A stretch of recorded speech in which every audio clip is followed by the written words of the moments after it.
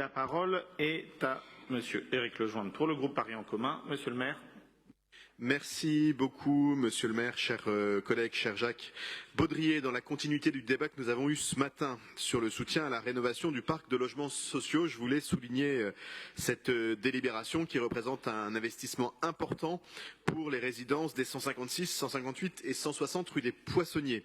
Ces résidences, à proximité du boulevard Ney, dans un quartier en politique de la ville, illustrent parfaitement la nécessité de notre politique d'investissement auprès des bailleurs, en l'occurrence ICF Habitat La Sablière.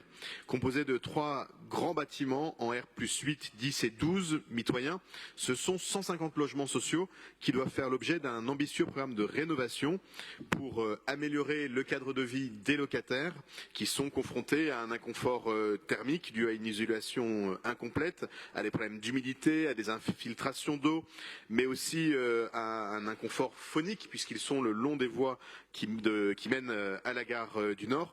Et enfin, un système de chauffage qui est daté par les planchers, qui est défaillant et qui doit être complété par des convecteurs électriques d'appoint extrêmement énergivores.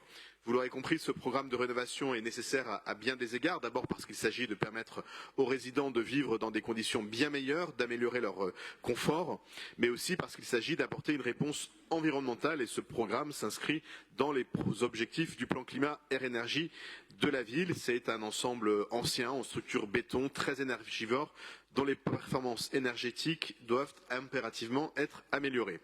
Le programme de rénovation comportera donc d'abord l'installation de panneaux solaires photovoltaïques sur 30% de la toiture, avec une capacité de production annuelle de 58 000 kWh, le remplacement de l'ensemble de l'isolement des parois extérieures, le remplacement des menuiseries extérieures par des fenêtres avec des vitrages acoustiques, avec un niveau de performance énergétique visé élevé, et sans doute des certifications comme par exemple le label EFI Énergie basse consommation bas carbone.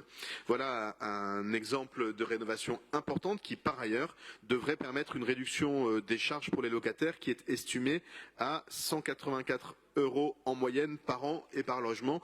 Ce n'est pas tout à fait rien. Enfin, l'amélioration de la qualité de service de la résidence constitue une des ambitions de cet important programme de travaux puisqu'il inclura la reprise du cheminement extérieur piéton, la création d'un jardin partagé et d'un espace de jeu pour les enfants et la création d'un local vélo et de stationnement pour les 2 roues. Vous voyez l'importance de ce programme de rénovation et vous me permettrez pour conclure de remercier la dynamique amicale de locataires qui s'est beaucoup mobilisée ces dernières années pour faire en sorte que ce projet puisse aboutir, soutenu avec beaucoup de bonne volonté et d'ambition par mon adjoint au logement Mario Gonzalez qui travaille depuis de nombreuses années sur ce projet et je sais qu'il est, tout comme moi, extrêmement heureux que nous puissions aboutir. Voilà pourquoi je vous invite bien sûr à voter cette délibération.